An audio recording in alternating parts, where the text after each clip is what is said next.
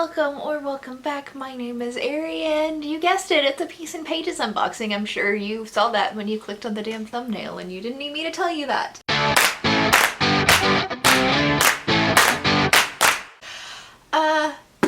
I said this in my unplugged unboxing video, but Piece and Pages and Unplugged are going away from my channel after February, I believe. Some of mine end this month. There might be a video up next month. I'm not 100% sure. But I am replacing them with different book boxes because I am just not particularly thrilled with what comes in there. So cancel these, get new ones, and see if I like the new ones better. Try them out for a few months. That's what we're here for. Me trying things to see if it's worth it for you. Even if it might not be worth it for me, it might be worth it for you. Since it's a new year, let's talk about what comes in the Piece and Pages box, because hey, maybe this one is for you. I get the deluxe monthly Piece and Pages box. This comes with a book from a genre I selected. I have no fucking idea what genre I selected. Probably fantasy sci-fi would be my guess.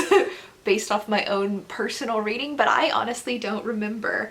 Then you have a full-size bath and body product, a full-sized aromatherapy product, a book accessory slash gift, and a gourmet snack or drink item. This plans start as low as $34.82 a month and vary between like how many months you sign up for, or if you buy like a deluxe box or a basic box. There's a basic box, I get the deluxe box. If you want to know about the basic box, then look it up. Each box does have a theme to it. And before we get into last month or this month's box, let's talk about what came in last month's box. So last month's theme was holiday classics. And I got a gingerbread sugar scrub, which I did not use because I do not like physical exfoliants. So, I don't know. I couldn't smell it through the package either. I didn't open it. I don't know if that's any good. If you like sugar scrubs, it was probably decent because it's really hard to fuck up a sugar scrub, honestly. There was the Holiday Treats Wax Melts, which I liked, but they were all like, there were 3 different scents and they were all mixed together, and like the evergreen or the Christmas tree scent kind of like overpowered the other 2 scents. I didn't use them in my wax melter, so I don't know how well they burn or anything like that. I really have to get better about actually using these things so I can tell you guys about them. 2021 resolutions. Next was a hot cocoa flip note set. That was so freaking pointless. I didn't care. It was like a notebook in like a metal tin, and I don't know what happened to it, and I don't particularly care. It was very not super useful for me. And then there was a candy cane hazelnut toffee, which was delicious. The snack was great. The snack gets like 10 points. Also the lip balm. There was a bonus item, which is like a sugar lip balm, a sugar cookie lip balm, I think, yeah. And oh, that lip balm was fantastic. I approve of both the snack and the lip balm from last month. What I didn't approve of was that book. That book was just chock full of horrible, horrible microaggressions, and I'm hoping that this month's book is going to be a lot better than last month's book. The last month's book was The Wolves of Winter. I have a full review on Goodreads of it if you want to check out my Goodreads. It's always linked in the comments below. Anyway, let's open this month's box. And as always, you guys get the first peek. And this month's theme is the book lovers box, which I'm down for. I love books. I want a box for book lovers. Yes, please. Let's start right here with a candle. I think it's a candle. Yep. This is Say Anything Studio Classic Novel Candle, which is cardamom, ancient woods, and cool spices. And it smells like Old Spice. Which I like the smell of Old Spice, so that's good. But it has a very, like, heavy body spray scent, if that makes sense. Instead of smelling like sophisticated, it smells like a young guy has drowned himself in some sort of like Axe body spray, which isn't necessarily bad for me, but I could see a lot of people not liking this. And I think it'll work well as like an actual burned candle when it's a little bit more diffused than me just sticking my nose in it. It doesn't smell like a classic novel though. I'm not pulling any sort of classic novel from that scent, but not mad at it. Next, we're gonna pull this out, which looks like bookmarks.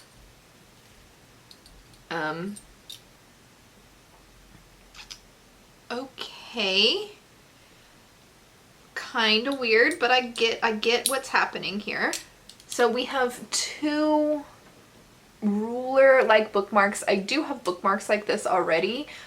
They've got like your normal ruler part here, and then they've got pretty flower designs on the back, right? I have almost these exact same bookmarks, except for these have interesting things on this part of it, because this comes off.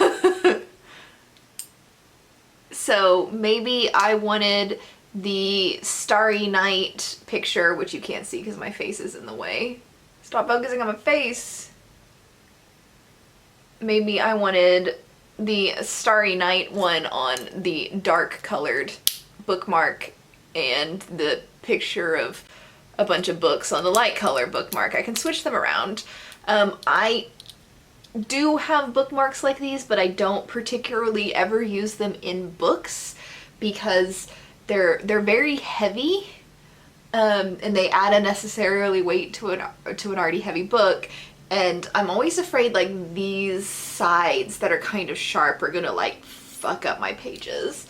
So not mad, but not the most exciting thing I've ever got. Those things you can get on AliExpress for like 20 cents each. Honestly, they're not worth a lot. They're very easy to find and they're very cheap. But next we have this, and this is Blackberry Sage Luxuriant Lotion called the Macbeth instead of Macbeth. Haha, it's funny. Let's see what this smells like. I love blackberries. I'm not a huge fan of the smell of sage, but I do love blackberries, so maybe.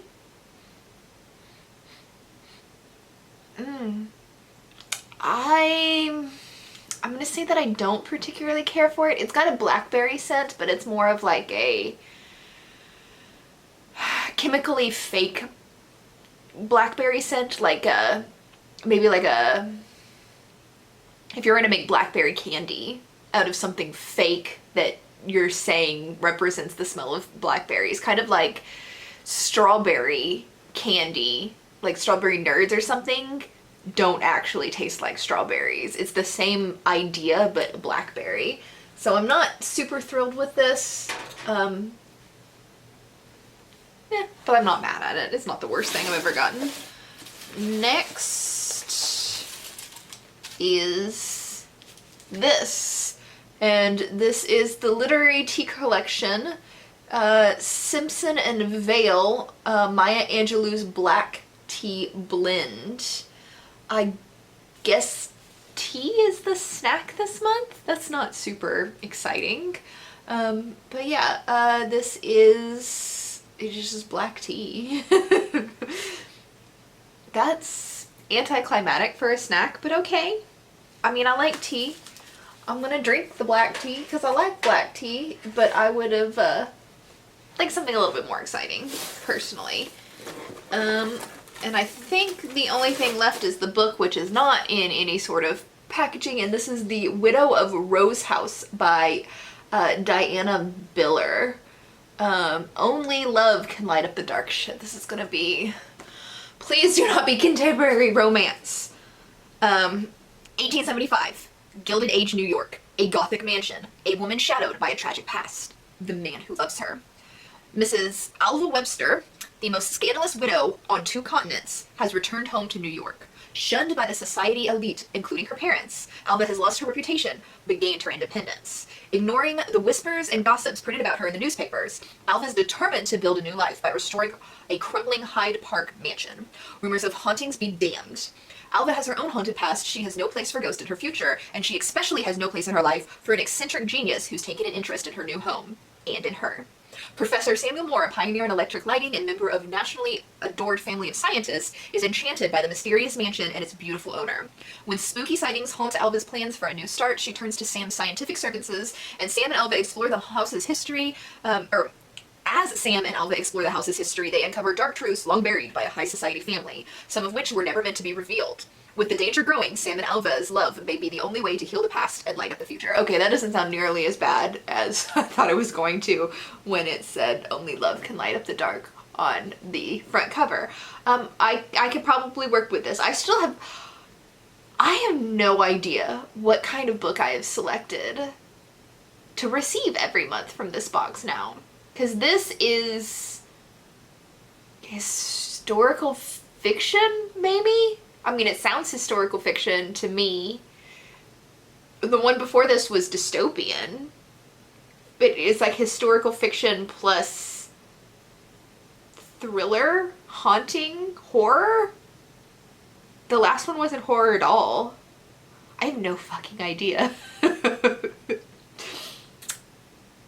Huh. Anyway, again with this box, there is nothing in here that makes me regret canceling it. I'm not hateful or mad at anything in here so far, but I'm not like super thrilled with anything either.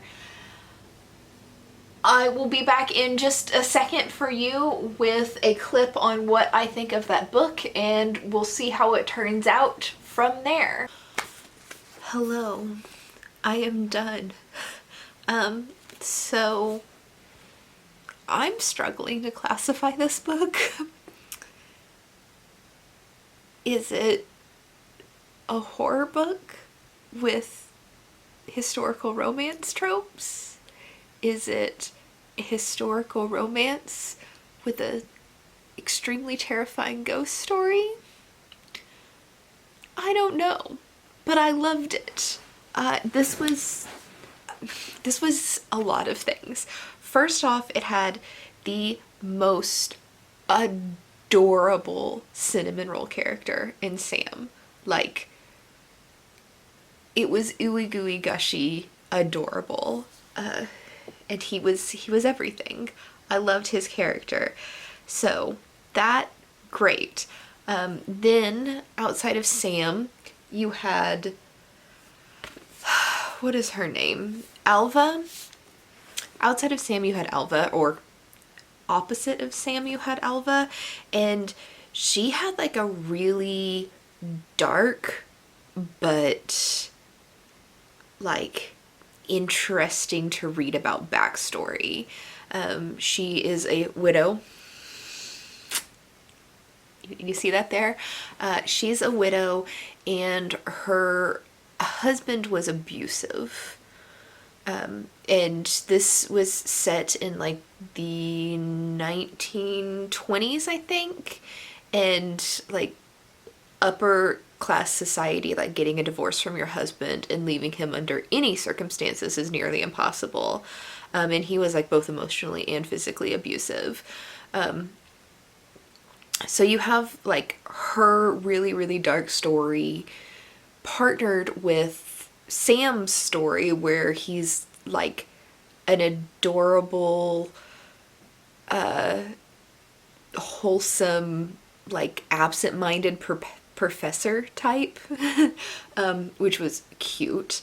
But then you also have a ghost story where the house that she has bought and that she's renovating is like honest to God haunted, and the ghost is actually pretty freaking creepy, which I don't really get creeped out by ghost stories a whole lot, but this one had a good ghost story. And then you also have like extremely graphic on page sex scenes that I was not expecting. They were well done, but not not what I was expecting in the middle of a ghost story. Just saying. Is this camera zooming in on his face? Hello, look at me, camera. Anyway, there we go. Yeah. I don't know what to make of this, but I enjoyed every moment of it. So I'm glad I read this. If this wasn't part of this book box, and if I wasn't challenging myself to read the books that came in my book boxes as soon as I got them, I would have potentially never read this, or at least put it off for a very, very long time. And I would have missed out on how just wonderfully just everything this story was. So, very happy to read this. I highly recommend it if you like period romances and ghost stories and cinnamon roll characters.